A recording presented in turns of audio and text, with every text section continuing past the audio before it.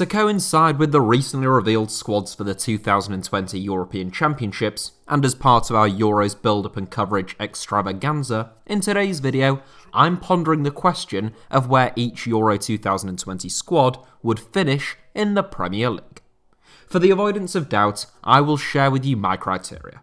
I have based it upon the 20 Premier League teams next season, rather than the season just gone, on the grounds that the national team in question, on each occasion, would be taking the place of the winning playoff finalists.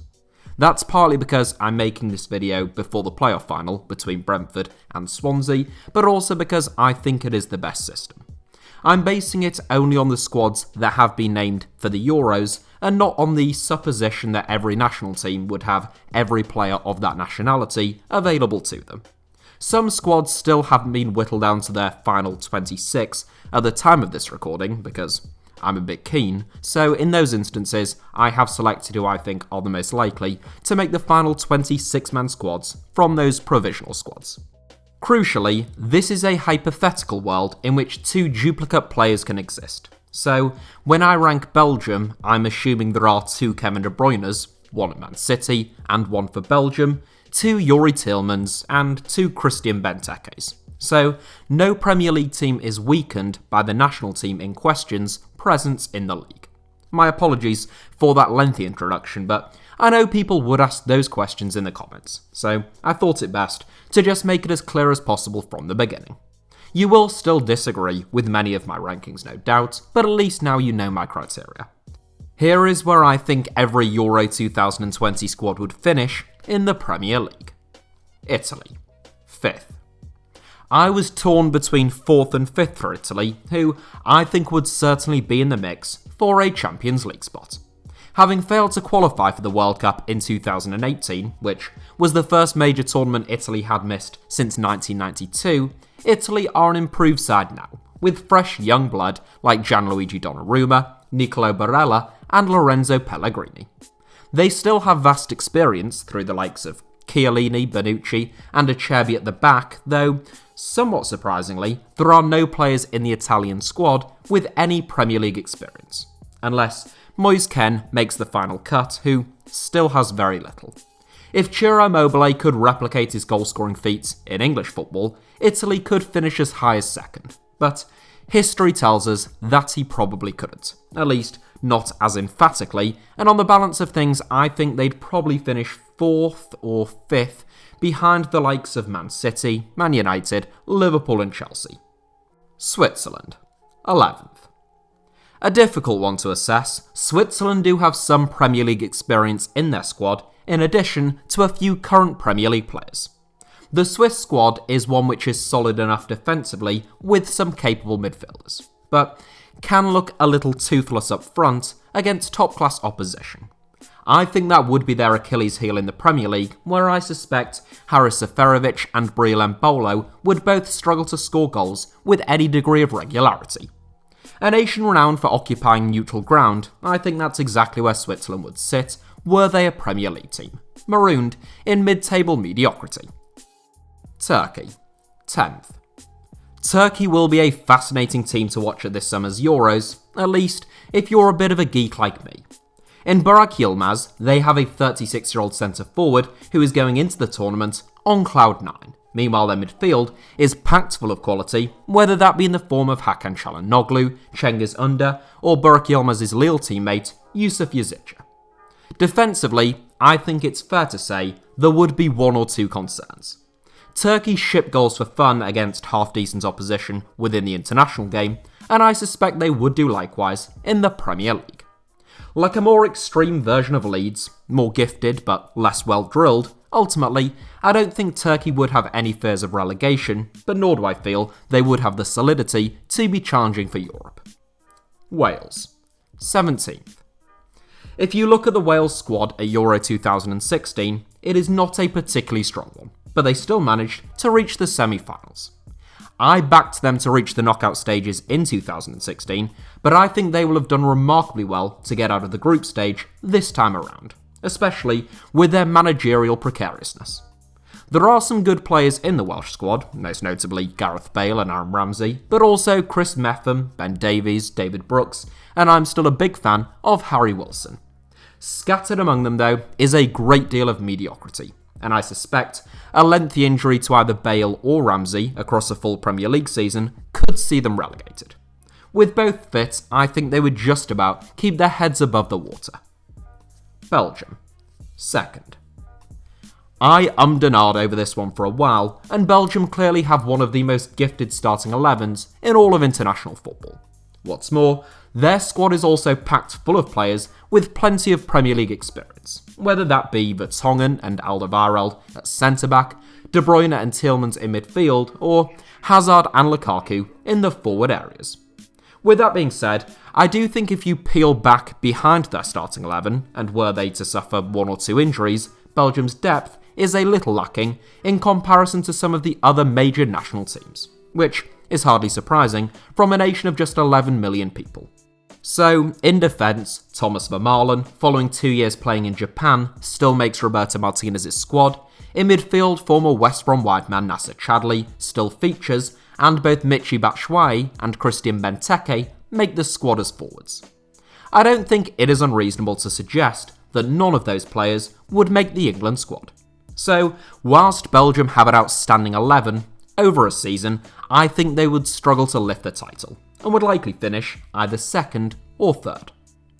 Denmark 11th.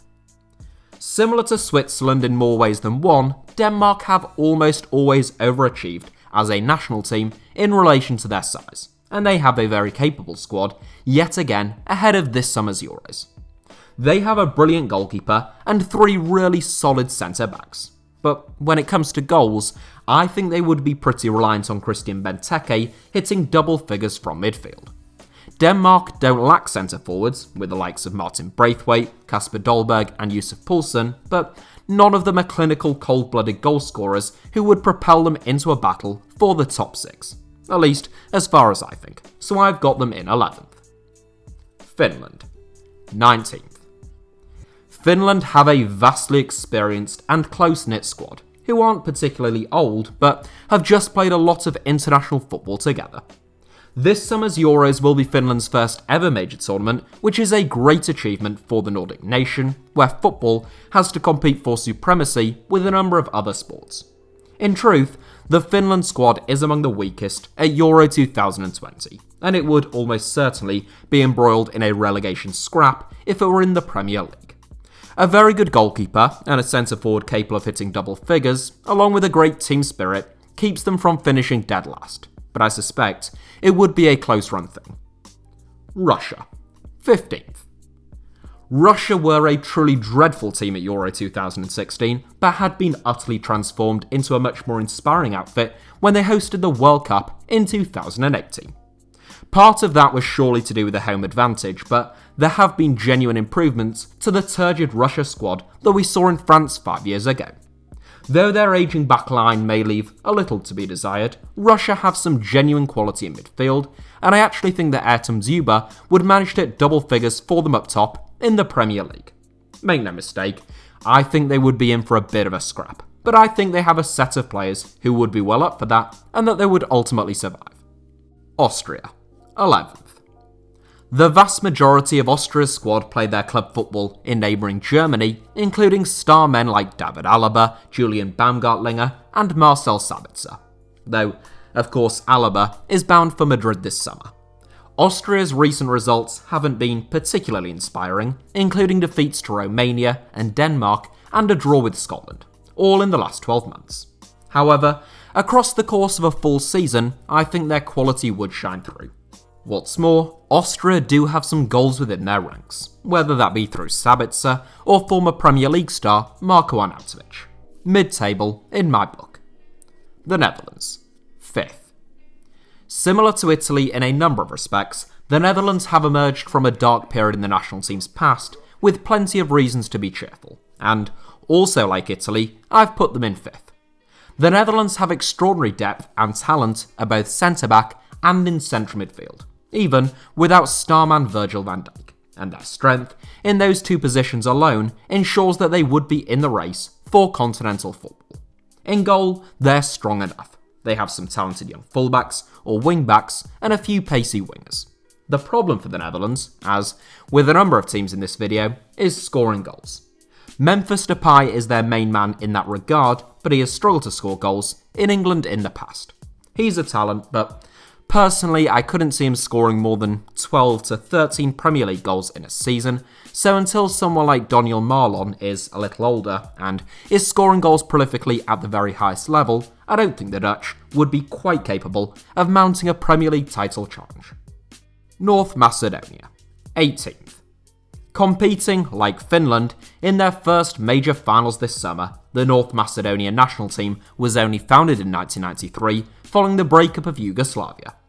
A spirited group of players representing a nation of just 2 million people, North Macedonia famously beat Germany back in March, but that is not their first impressive result.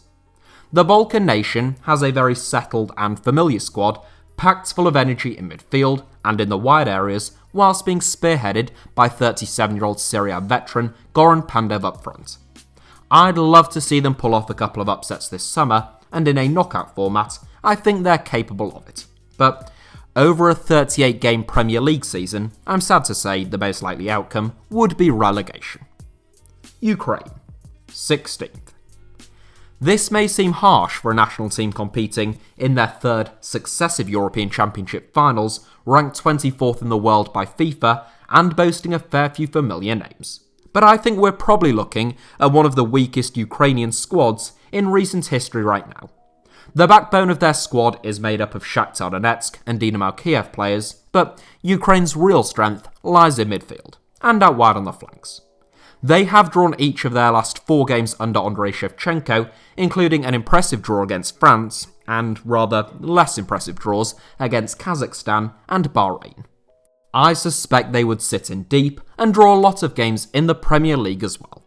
An Eastern European, Newcastle United if you like, and whilst I don't think they would go down, I strongly suspect they would finish in the bottom half. Croatia, 8th. Whilst I most assuredly would not write Croatia off ahead of this summer's Euros, it is my opinion that their current squad is not as formidable as the one which reached the final of the 2018 World Cup. Crucially though, Luka Modric is still in tremendous form, and though they will be without Ivan Rakitic, who retired from international football in 2019, they still have a really strong midfield. Assuming they're in the Premier League now, Croatia would have to hope that Andrej Kramaric could produce a return more like his record at Hoffenheim than the one that he produced during his brief stint in the Premier League with Leicester City. Though, I have few doubts that Ivan Perisic and Ante Rebic would score their fair share of goals as well. I'd put Croatia somewhere between 6th and 9th, but I think they're a little lacking at centre-back, which I think would cost them over the course of a season, so I went with 8th in the end. Czech Republic, or Czechia, 15th. I really like a number of Czech Republic players, from their West Ham duo to their impressive contingent of Prague-based players, and I think they could prove to be tricky customers for England in the group stages, should Gareth Southgate's men fail to grab an early goal. As with a number of national teams at the Euros, however, one problem I think Czech Republic will have at the Euros, and would have in the Premier League, is scoring goals. Mate Vidra has a pretty horrendous goal-scoring record in English football's top flight, and whilst I suspect Patrick Schick would score more, I still think he'd struggle to hit double figures. In fact, the Czech Republic's most potent goal-scoring threat could well be Thomas Souček, and for that reason, I only put them in 15th. England, 3rd. I am very unsure how England will perform at this summer's Euros, and I'll make a video all about that before the tournament begins. But on paper, I think it is pretty unarguable that England have one of the strongest squads at the finals. What's more, they also have the added advantage in the context of this video of having a team packed full of players with proven Premier League records. In Marcus Rashford, Raheem Sterling, Harry Kane, Phil Foden, Jadon Sancho, Jack Grealish and co, England have among the finest attacking talent of any national team on earth. John Stones and Luke Shaw's resurgent fine form this season also means that England's back line looks pretty impressive, and I think their squad is more than capable of challenging for the Premier League title. So why have I put them in 3rd? 2 words. Jordan Pickford. That might seem a bit harsh, but I think he's almost certainly still England's number one, and whilst he has never let England down, I think over the course of a Premier League season, he simply makes too many mistakes. And for that reason, I can't quite put England either first or second. With Nick Pope between the sticks, I would have put them second, but as it is, I think third is the right shout. Scotland, 15th. Euro 2020 is the first major tournament Scotland have reached since the 1998 World Cup, and the goal for Steve Clarke will likely be reaching the knockout stages. Scotland had to overcome Serbia to qualify for this summer's finals, which goes to show that they're no pushovers, and they are particularly strong in central midfield, along with having two outstanding left-backs of course. The problem for Scotland, as I see it, is at centre-back and in attack. Grant Hanley always makes me nervous, and though he has been much improved this season, adopted Scot Shea Adams has still only scored 13 goals in 65 Premier League games. I also think Scotland were mad not to call up Brian Gold, who could have given them something totally different as an option off the bench. So, with a decent starting 11 but some concerns in both boxes and a lack of depth outside of midfield, I think Scotland would likely survive in the Premier League, but finish in the bottom half. Poland, 9th. In the form of 17-year-old Kacper Kozowski, Poland will have the youngest player at Euro 2020. Meanwhile, they will be without veteran wide men Jakub Blaszczykowski and Kamil Grzycki for the first tournament in more than a decade. Poland's team is built upon a solid back three and goalkeeper playing in a 3-5-2 under Paulo Sousa, with goal-scoring expectations falling firmly on the shoulders of Robert Lewandowski. In between defence and attack, however, Poland are a little lacking in places. Piotr Zielinski is excellent, but Grzegorz Krychowiak was rather underwhelming during his time at West Bromwich Albion. The goals of Lewandowski would surely guarantee Poland a top-half finish, but I'm not convinced that they have the talent or depth to mount a sustained push for European qualification. Slovakia, 17th.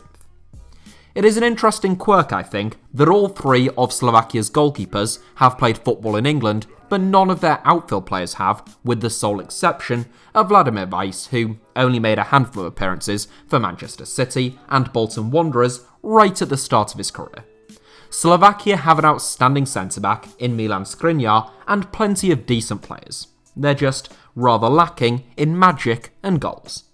The fact that they are so reliant on a 33-year-old Marek Hamsik, who now plays his club football in Sweden, having returned to Europe from China 2 months ago, doesn't bode particularly well. I think they've got a little bit too much quality in midfield to go down, but only just. Spain, 3rd. Spain's squad for Euro 2020 is a very unusual Spanish squad in more ways than one. There is no Sergio Ramos, indeed there are no Real Madrid players whatsoever. Cesar Azpilicueta has earned a recall following 3 years out in the cold, and Eric Garcia makes the cut despite having played about 8 minutes of football at Manchester City this season. In spite of all that strangeness, it is impossible to deny that Spain's squad is still one which is laced in class. In central midfield, they remain unmatched in terms of touch, technique and vision. In Mikel Oyarzabal and Ferran Torres, they have a couple of outstanding young wide players, and their depth in numerous positions is really impressive. Ultimately, my take is that if Gerard Moreno could hit the ground running and bag, say, 20 Premier League goals, he scored 23 in La Liga this season, then Spain would likely finish second. If not, which I think is slightly more likely, then third. Sweden, 16th. This is the 6th successive European Championships that Sweden have qualified for, which is an outstanding achievement for a nation of just 10 million people. Having said that, I do not believe that this is the strongest Swedish squad that we have seen during that time, and I suspect they would struggle in the Premier League. Without Zlatan Ibrahimovic, who missed out on one last international tournament due to a knee injury, my suspicion is that they too would struggle for goals. All things considered, I suspect the Swedes would be stuck in a relegation scrap, and only the skill and invention of players like Emil Forsberg and Dejan Kulusevski convinces me that they'd be able to avoid the drop. France, 1st. The outstanding squad in international football right now, France's starting 11 and depth in almost every single position, is without peer in the international game. Subscribers to this channel won't be surprised that I was pleased to see the uncapped Jules Koundé earning a call-up, though one suspects Didier Deschamps will still start a more experienced centre-back pairing at the tournament. The bloody fool. France's superb squad has been further boosted by the return of Karim Benzema, who scored 30 goals this season for Real Madrid. Curiously, I think that could go one of two ways for France at Euro 2020, but in the context of a full Premier League season, it would be a huge boost. The only weak spot in the French squad, as far as I'm concerned, is Hugo Lloris in goal, and I say weak only in relation to the rest of the squad, and like Jordan Pickford, he has never really let France down. I just think, at club level, across a full Premier League season, not the strongest. They would challenge Manchester City for the title, and though it would be a close run thing, I've given them top spot. Germany, second. This is a really tricky one, with a rather large caveat. One thing that I didn't state in the introduction is who would be managing each of the national teams.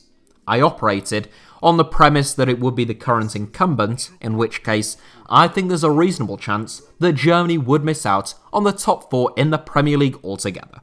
However, given that Joachim Löw is leaving his post following Euro 2020, it would actually be Hansi Flick who managed Germany in their fictional Premier League campaign, in which case I think they would be title challengers. Germany have outstanding depth across much of the pitch, they have players to play in a variety of different formations, and they have bags of goals and creativity. The likes of Kimmich, Goretzka, Kroos, Havertz and Gundogan in midfield, along with Gnabry and Muller ahead of them, is outstanding. So I think, under Hansi Flick, they would be right up there. Hungary, 17th. I've watched Hungary a few times over the last couple of years, and I've been really impressed with the improvements that they have made as a national team. Theirs is a team in which the whole is certainly far greater than the sum of its parts, though young Dominik Szoboszlai is an exceptional talent who will carry the weight of his team's midfield over the next decade. Although they are a great unit, with a sprinkling of quality capable of grinding out wins at a tournament, across a Premier League season, like so many teams in this video, I just feel as though they would struggle for goals. Veteran target man Adam Szalai is Hungary's main man up top, but he has scored just 2 goals in 45 Bundesliga appearances since returning to Mainz in 2019, and I doubt his record would be any better in English football's top flight. For that reason, I can't see anything other than a relegation scrap, though I still think they'd probably have enough about them to just about survive. Portugal, second. Our final inclusions, it is worth noting that for a nation of just 10 million people, Portugal have remarkable depth. I don't think that there is an equivalent sized nation, or smaller one, with a squad that can rival Portugal's within the international game right now, and that is reflected in the fact that they are the 6th favourites to win Euro 2020. That would make it back-to-back European crowns for Portugal, and whilst I think that is unlikely, I do somewhat counterintuitively think that their Euro 2020 squad is a stronger one than the squad that they took to Euro 2016. Portugal have a couple of better than capable goalkeepers, 3 rock-solid centre-backs, quick and inventive fullbacks, athleticism and guile in midfield, and plenty of goals. In fact, if you ask me to predict every national team's starting 11 for their opening game of Euro 2020, I suspect Portugal are the team in which I would make the most mistakes, and that is, in part at least, a reflection of their talent and depth. In Andre Silva, they have one of the most prolific goal scorers in Europe this season, and in Cristiano Ronaldo, they have a man capable of winning any game all on his own. All things considered, I think Portugal have a squad that is more than capable of mounting a Premier League title challenge, though ultimately, I think they would just miss out, finishing as runners-up. So that is it for today's video, a bit of a silly one I know, but I thought it would be fun, and hopefully some of you enjoyed it. One clarification I would like to make very quickly is that when I questioned whether players would be able to adapt to the Premier League, that isn't me suggesting that the Premier League is some kind of vastly superior league to Ligue 1, La Liga, or anywhere else. Obviously, the Premier League is a strong league, But I was primarily referring to the physicality of the league and the fact that it can sometimes take even very talented players a little bit of time to adapt to any change of division. I thought I would point that out before I was accused of Premier League exceptionalism, which, more often than not, I tend to rally against. Thank you all as ever for watching. Hit the like button if you did enjoy today's video, which I hope you did. Let me know your thoughts down below in the comments, and make sure that you are subscribed and have notifications turned on for HITC Sevens. You could also find me on either Twitter or Instagram via the username @HITC Sevens on both, should you wish to do so.